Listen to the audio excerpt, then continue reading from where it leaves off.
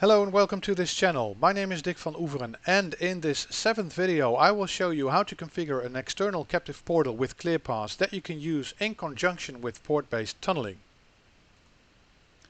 Here's an overview of the network setup. It's the same as in the previous video, and I will use much of the setup from that video. Let me first give you a quick overview of how the captive portal functionality works with mobility controllers and ClearPass. This is the process for the captive portal with ClearPass. When a guest connects to the network, a so-called unregistered role is assigned. This role contains the appropriate access policy rules for obtaining an IP address through DHCP, access to DNS services, and access to the external web portal page.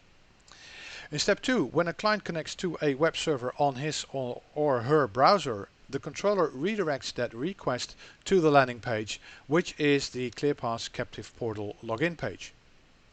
In step 3, the guest completes the login form and performs the web login. ClearPass returns a page response showing the guest that it performs the authentication in step 4. So authentication and authorization takes place in step 5 and 6, and when the authentication is successful, ClearPass sends back an accept message to the controller containing the user role information. This can be a role that is configured on the mobility controller or a downloadable user role. If accounting is enabled, this is also started in step 8. The guest client now has access to the services that are allowed in the assigned user role. It's a pretty clean and easy process. Before I start with the configuration, let me give you a short explanation about how this all fits together. On the mobility controllers, it's all about roles. In a role, you configure all the parameters for accessing the network. And on these roles, you configure the access rules. In other words, what is a device that uses this role allowed to access on the network? You have two options. Either configuring rules based on the application or the more traditional rules that operate like an ACL. On the role, you can also configure a captive portal. That is if you want this role to be used in conjunction with a captive portal. It can be an internal or an external captive portal. And then finally, for this role, you can also perform things like bandwidth management. Once you have configured the role, you can then assign the role to an AAA profile. This AAA profile is then linked to an SSID or a VLAN. For the captive portal, we are going to configure a role that contains the relevant ACL entries. So we need to allow things like DHCP, ICMP, DNS, and optionally NAT traversal. And we have to allow the client to access the captive portal server. In addition, we have to configure the captive portal setup on the role. Once that's done, it's just a matter of assigning the role to the AAA profile. In this setup, I will assign this role as initial role to the PBT captive portal profile. So this means that if the authentication is unsuccessful with any authentication, the initial role is applied, which will be the captive portal profile. Let's show you how it's configured. The first thing I'm going to show you is the certificate configuration on the mobility controller. For captive portal, it is required to have a public certificate installed that can be used with the captive portal functionality. Now I have already configured this on the mobility controller, but let me show you how to get that installed. So I go to configuration.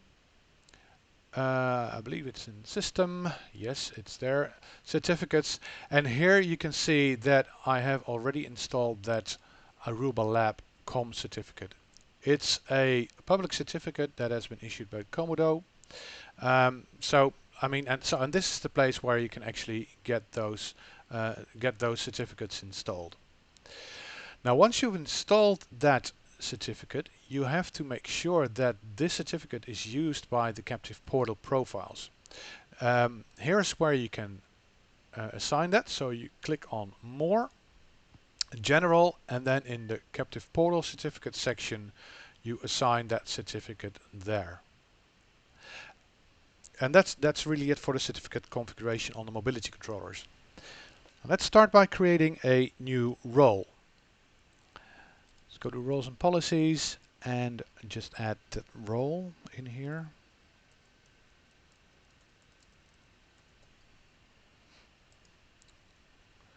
And then we can select that role. What I can do here is I go to the show advanced view. And now what I can do is that so the good thing about the mobility controllers is that there are already some policies in the system that contain the rules that allow you to perform, you know, ICMP, DNS, DHCP, etc. So what I'm going to do is I'm going to add those policies here. So I'm going to add an existing policy, one policy being the captive portal, and the second one is the logon control. Okay, and they contain the relevant rules for accessing the DHCP, DNS, and ICP services. So next is to configure the captive portal. So there's no captive portal configured here at the moment, so I'm going to move that to ClearPass. I am going to add the ClearPass as authentication server. For the host, what I have to do is I have to provide a fully qualified domain name. I cannot provide an IP address here because the captive portal is using DNS to resolve the IP address. So I cannot use an IP address here. So I've got a DNS running on my network as well, and this DNS is resolving the ClearPass server there. And then the next step is I need to provide the guest web portal page here, which I will be creating later on in the video. Okay, let's submit that and commit the changes. So, and that's it for the role. The next step is to create an AAA profile for the captive portal. So I'm going to create that one. It's a pretty quick one to configure. So my initial role will be the captive portal role. So I am triggering the captive portal role, and what I want to do is I want to download the role from ClearPass. So I want to use downloadable user roles. Submit and commit the changes,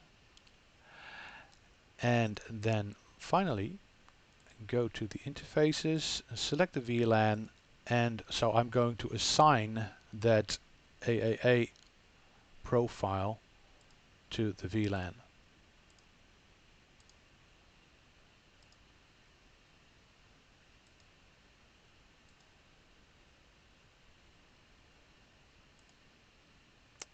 And that's it for the mobility controller. Now let's move to ClearPass. So what I'm going to do first is create a web portal page. I can do that here. Go to web logins and create a new web login page. I'm going to give it a name. The page name will be the real page name, right? So web portal. I don't have to put the .php at the end, so only the name is fine. It's an Aruba networks. It's controller initiated, so that means that the controller performs the authentication and the guest browser does the HTTP form submit. That's controller based. And what I have to do here is that for the address, I need to change the address to the address that's being used in the certificate for redirection. So this is the default secure login arubanetworks.com, but for this captive portal I need to use a different URL, and that's this one, the captive portal dash login.arubalab.com. But it's, I mean, it's based on the certificate that you have. Okay, so that's good. Let's go down a bit. So for the pre-auth check, I'm not doing a pre-auth check here, so we can leave that. My default URL, I'm going to change that one to Google, for example. But it can be any URL that you want. And what I want is I want to force the default destination for all clients. So if my client is issuing, you know, like an HTTPS, I don't know, Amazon.com, and then gets the login page, then it will probably be redirected either to Microsoft or to Amazon.com. But with this option, I just force the client to be redirected to Google.com. Okay, so I'm using a different skin, so this will be the web portal page that you will see. And other than that, I don't have to configure anything for the web portal page. So I'm going to save the changes, and so that's really it for the captive portal page. So next is to go to the policy manager and configure the profiles, policies, and services. Let's start with the profiles. I'm going to create one here. It is a downloadable role enforcement because my mobility controller is configured for downloadable user roles. Just give it a name.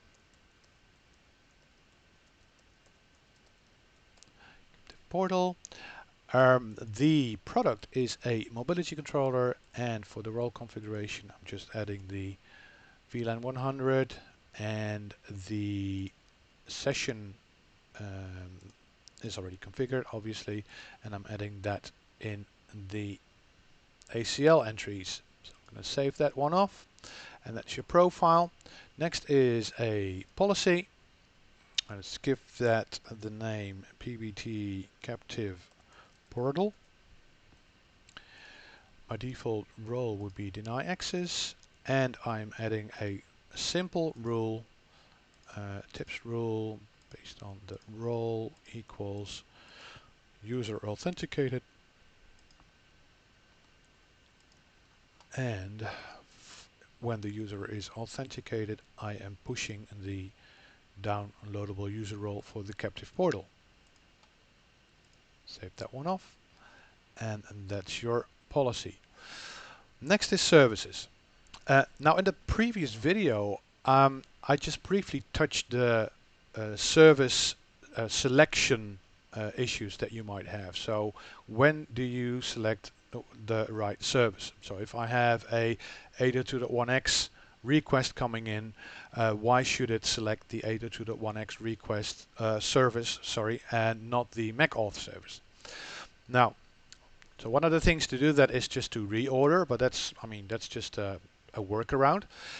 It is better to use another function which is called the service rule. Now with the service rule I can classify which service is being used when a request comes in. Now let me show you what service rule I can use for the MEK Auth 802.1x and for the captive portal. So for that I'm going to the access tracker. You can see that I already did some tests here.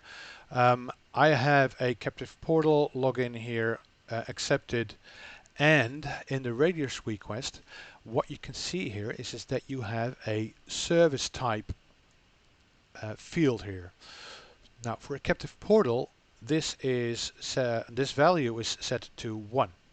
If I go to the MEK Authentication request, you can see that this is a different service type 10. If I go to the 802.1x request, that's another different service type 2. So what I can do is in the service, I can use that service rule to identify that service to be triggered when, like when a MEK authentication takes place, for example. So for the MEK authentication, I need to add a service rule. That's an IETF service type. Okay, equals, and for MEK authentication, if you remember well, it was number 10. Okay, save that one off.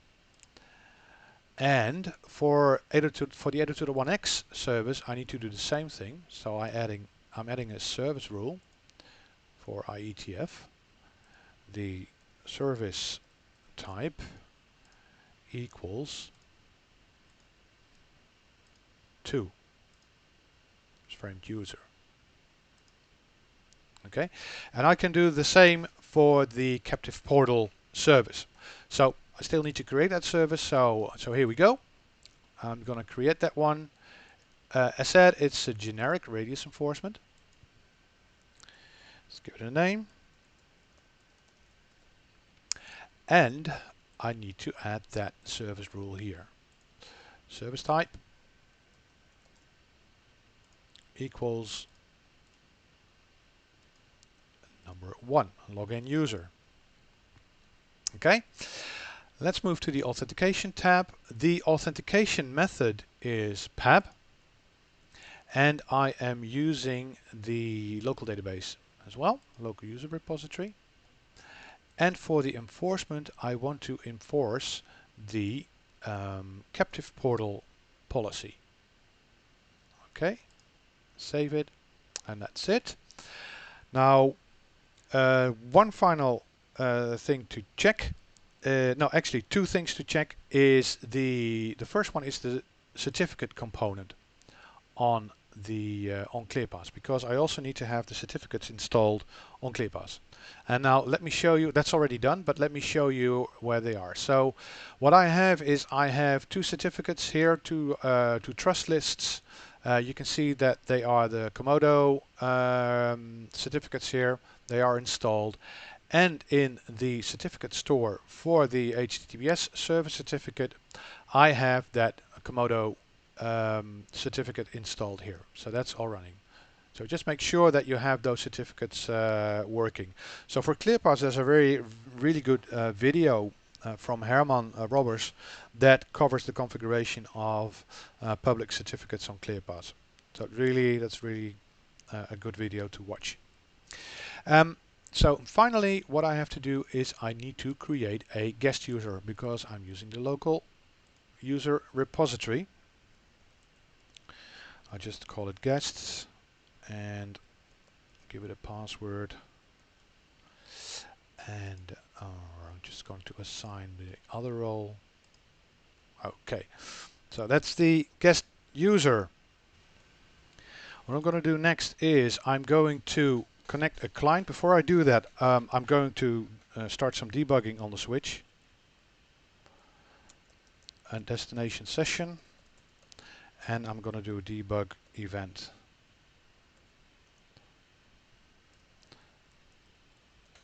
Okay, and then I'm connecting a client now to that port 1.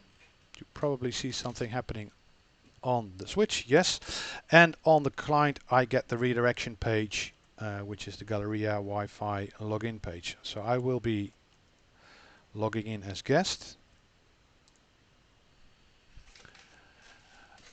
And so you can see that the tunnel is established, and on my client I can see that the authentication is successful. So that's good. Let me show you the access tracker, and you can see here that I get an accept message, and in that accept message you can see that the captive portal role is being downloaded to the mobility controller. And let me check the dashboard here for the client, and you can see that the guest client here is authenticated using that captive portal downloadable user role. Now that's all working. Let me show you how you can get multiple ports configured for port-based tunneling, where each port is enforcing its own AAA profile. So let me show you what I want to achieve. I have this service here, and really what I want to achieve is connecting the portal client to port 1, connecting the MEK Auth client to port 2, and connecting the 802.1x client to port 3. And then each port will have its own VLAN assigned. So that's really straightforward and easy. Let me show you the configuration. Okay, let's move to the switch here. So what I'm going to do is I'm going to create two VLANs, VLAN 110 and VLAN 120, and I'm going to assign interface 2 as NTAG member of VLAN 110, and let's create VLAN 120, and I'm going to assign interface 3 as NTAG member of VLAN 120. And then the next step is to enable tunneled node on those interfaces. So, and that's really it for the tunneled node configuration on the switch. Okay, so I still have the captive portal user connected. So if I do a show tunneled node server state, you should see that interface 1 is still up and running, so that's good. Okay, so that's it for the switch. Let's move to the mobility controller. What I'm going to do here is I need to create those two VLANs as well. VLAN 110 and VLAN 120.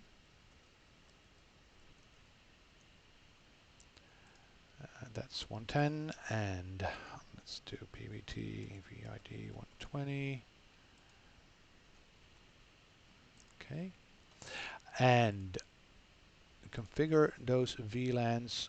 And what I'm going to do is I'm going to set the IP address assignment to DHCP for VLAN 110, and the other thing I need to do is I have to assign VLAN 110 to the MEK Auth profile, because I'm going to do MEK Authentication on VLAN 110.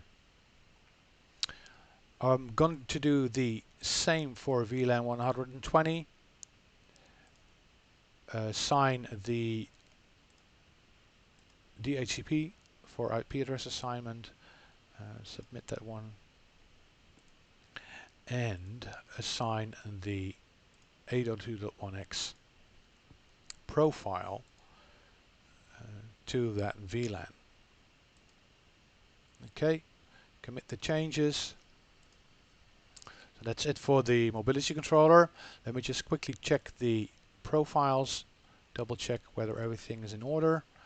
For 802.1x, you can see that I am downloading the role from CPPM, so that's good. For the MEK authentication, I'm also downloading the role from CPPM. So that should all be fine. Now let's move to ClearPass. What I have to do in the profiles, I still have the MEK Auth and 802.1x profile configured for VLAN 100, as you can see here. So I need to change that. For 802.1x, it has to be changed to VLAN 120, and for the MEK Auth, it has to be changed to VLAN 110.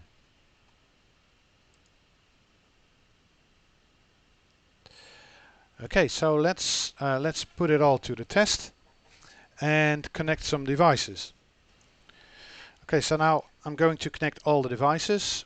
Well, actually only the MEK authentication device and the 802.1x device, because my captive portal is already running.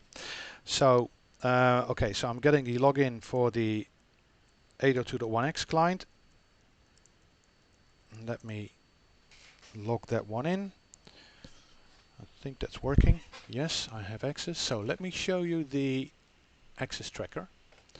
I should have a couple of entries here. So I'm getting 2 entries. You can see here that my captive portal is already there, because I haven't logged in. It's already connected. So I'm getting 2 additional entries here. I'm getting the 802.1x entry, which is downloading the 802.1x user role, and you can see that it's pushing VLAN 120. And for the MEK Authentication, I am pushing VLAN 110 and the MEK Authentication role. Let me just move to the Mobility Controller and check out the clients.